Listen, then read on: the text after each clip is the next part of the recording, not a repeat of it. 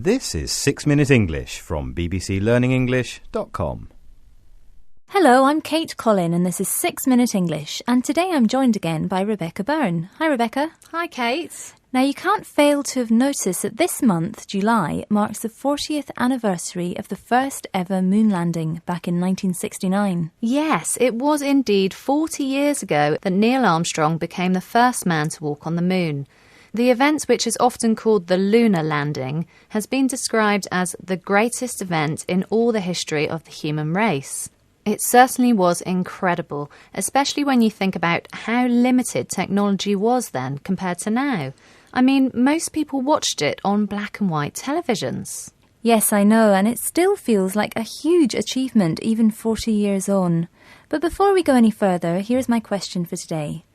How many people in total have walked on the moon? Is it A, 12, B, 8 or C, 6? Well, I think there have been about 4 missions to the moon, and so I will guess B, 8. OK, good guess, but we'll check your answer at the end of the programme. But now we're going to hear some people's memories of that historic day in July 1969.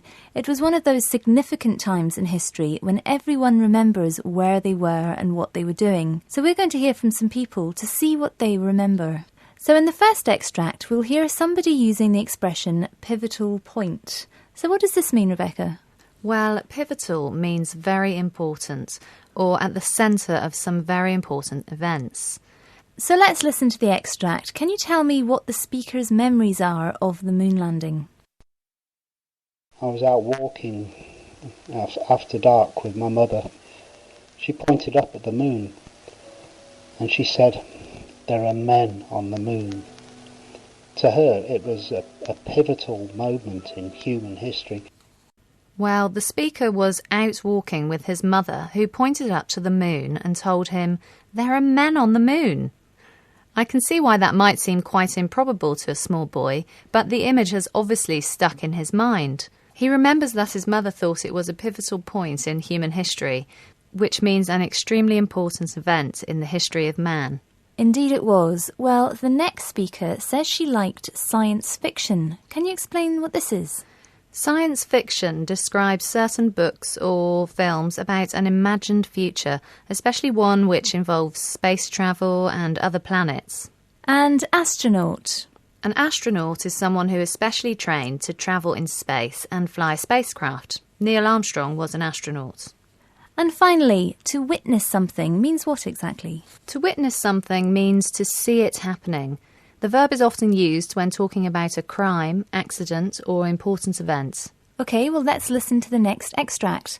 What is her memory of the night of the moon landings? I really enjoyed reading science fiction. In fact, I had a notion that I myself might become an astronaut one day. I really wanted to witness the moon landing, the actual moment when man stepped on the moon. And my father said he would wake me up for this. He stayed up to watch the moon landing and somehow he forgot to wake me.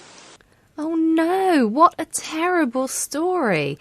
This speaker said she always liked science fiction, so she was obviously very interested in space travel and in the moon landings. She said she even wanted to be an astronaut one day. I should point out here that the live pictures were being watched in the middle of the night in the UK, but unfortunately her father forgot to wake her up. So she missed the whole thing, poor girl. I don't think she ever became an astronaut either. All her father's fault. But most people, if they were awake, were able to watch the moon landings live on TV, which must have been an amazing experience. In fact, so many people in the UK did manage to stay up to watch it that the electricity companies had to provide extra power in order to cope with the extra demand. The pictures of the first moonwalk were viewed in 49 countries altogether. Quite something. I'm not surprised. If I'd been about, I wouldn't have missed it for anything. Me neither. But Rebecca, what would you say if someone asked you if you wanted to go to the moon? Do you think you'd go? Yes, most definitely. Would you? Yeah, certainly, although I think it might be a bit too expensive for my budget. Yeah, that's true. At the moment, at least. And it is strange because we've been living in the knowledge that this happened all our lives. But when you stop to think about what a huge achievement it was, especially for its time, it really takes your breath away. Yes, it does. It was such an incredible event. All right, so we're nearly at the end of the programme. So to the question I asked you earlier, since that historic day in July 1969, how many people do you think have walked on the moon? And I said 8. And I'm afraid you were wrong. The correct answer is actually 12, but it was a very good guess, though. The last time someone was up there was in 1972. So it's time for another visit, I think, don't you? I think so. Maybe we should head up there next week. All right then, you're on. So that's all we've got time for this week. Thanks for joining us again. Until next time, goodbye. Bye.